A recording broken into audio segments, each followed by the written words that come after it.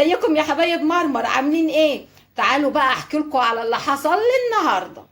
بصوا بقى، قبل ما احكي لكم على اللي حصل، يلا بقى اللايك والمشاركه وكومنت حلو ايه منكم كده. بصوا بقى، انا قاعده في امان الله واقنعت نفسي كده بيني وبين نفسي ان النهارده اجازه ومش داخله المطبخ وبلاها مطبخ ومش عامله اي حاجه. تمام تمام. دخلت اوضتي كده الجميله وقعدت بقى وعملت ايه المشروب اللي انا بحبه وجبت فيلم عربي قديم. اقلمت نفسي ان النهارده اجازه. كل شويه الاقي الباب اتفتح، ايه يا مرمر عامله ايه؟ اقول لهم انا كويسه وبخير. ايه اخبار الغدا؟ ايه غدا ايه؟ انا مش واخده بقى ايه بالي، يعني عامله نفسي ان انا مش واخده بالي. فبصوا، عايزه اقول لكم هو ما كانش فيه مفر. كل شويه الباب يتفتح عليا، ازيك يا مرمر؟ الحمد لله، مع ان احنا في بيت واحد ويعني وشنا في وش بعض طول النهار، بس هما ايه بيفكروني بحاجه كده، الغدا. عايزه بقى اقول لكم ما طولش عليكم، ورحت بقى في الاخر دخلت المطبخ. افتحي يا مرمر تلاجتك شوفي عندك ايه. ما انا بقول لكم كنت مأقلمه نفسي ان انا مش هعمل حاجه. شمال يمين ما لقيتش اي خضار. طيب شوفوا ربنا بيقول لي لا اقعدي واجزي شويه. ايه، فتحت الفريزر ببص كده لقيت الدبابيس الحلوه دي، شايفينها؟ انا لسه ايه هدخلها الفرن، شايفينها؟ وهقول لكم بقى ايه على التتبيله القمر دي. قلت بس في دبابيس، طب نعمل ايه مع الدبابيس؟ تعالوا بقى اوريكم انا اتصرفت وعملت ايه. شايفين الحله القمر دي؟ شايفين الملوخيه دي؟ دي بقى الملوخيه يا حبايبي اللي انا كنت مفرزاها معاكم. تعالوا نشوفها كده. بصوا اهي، انا طلعتها من الكيس وحطها في الشوربه، وايه لسه بقى ايه هشغل عليها البوتاجاز وهعمل لها طبعا الطشه بتاعتها التومه. وتعالوا بقى برضو اوريكم الحله القمر دي فيها ايه. تعالوا نشوف. عملت بقى شويه رز بالشعريه، شايفين؟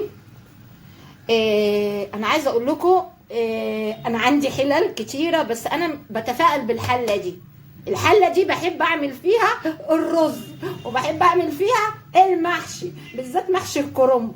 ليه؟ ما اعرفش، يعني اكيد كل واحده فينا لها حله كده مخصوصه بتحبها قوي تعمل فيها الرز. بصوا بقى عملت ايه، شويه الرز ابو شعريه القمر ده. عايزه اقول لكم الريحه يا ما شاء الله يا ما شاء الله. اقول لكم ايه، يا خراشي يا خراشي يا خراشي يا خراشي. بصوا اهو، خلاص انا ايه موطيه، يعني اهو يعني موطيه على الرز. هسيبه كده بقى مع نفسه كده يكمل سواه. والملوخيه دي طبعا اللي انا كنت مفرزاها سايباها في الشوربه. هعمل لها برضو التومه بتاعتها وهشغل عليها دلوقتي البوتاجاز. وعايزه بقى اوريكم الدبابيس القمر دي، وعايزه اوريكم كمان، شايفين انا عامله يعني بحب اعمل خلطه كده، شايفين؟ للطوارئ، للدبابيس، للوراك اللي هحطها في الفرن. بصوا عايزه اقول لكم الخلطه دي خطيره خطيره خطيره، انا جايباها من الفريزر. هدخل بقى الدبابيس دي.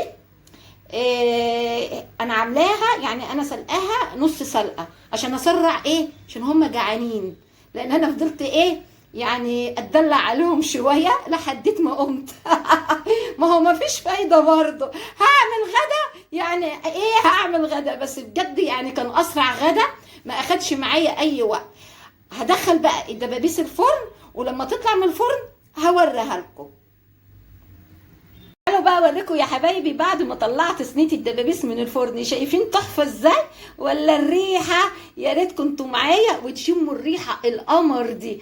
بصوا بقى، انا كنت عامله لكم الخلطه بتاعت الفراخ على القناه، طبعا انتوا عارفين قناتي اسمها مفيش اسهل من كده، وكنت برضو عاملاها على الصفحه اسمها مفيش اسهل من كده مع ماري داود. فانا هعمل لكم تاني الخلطه وهنزلها، بس يبقى في فيديو تاني عشان ما اطولش عليكم الفيديو ده. عايزه اقول لكم شوفوا بقى بعد ما كنت مكسله برضو ايه، اولادي وحبايبي ما هنوش عليا، قمت عملت لهم الاكل ده، وحرفيا بجد الاكل ما اخدش مني ربع ساعه. عملت بقى مع الدبابيس دي ايه، رز بالشعريه وعملت كمان ملوخيه، والملوخيه كنت انا مفرزاها، فكانت سهله خالص خالص بالنسبه لي. عايزه اقول لكم يا حبايبي بقى، لو الفيديو عجبكم ما تنسوش بقى اللايك والمشاركه والكومنت اللي بيفرحني، وتفعيل علامه الكل عشان كل جديد يوصل لكم. باي باي يا حبايبي، باي باي.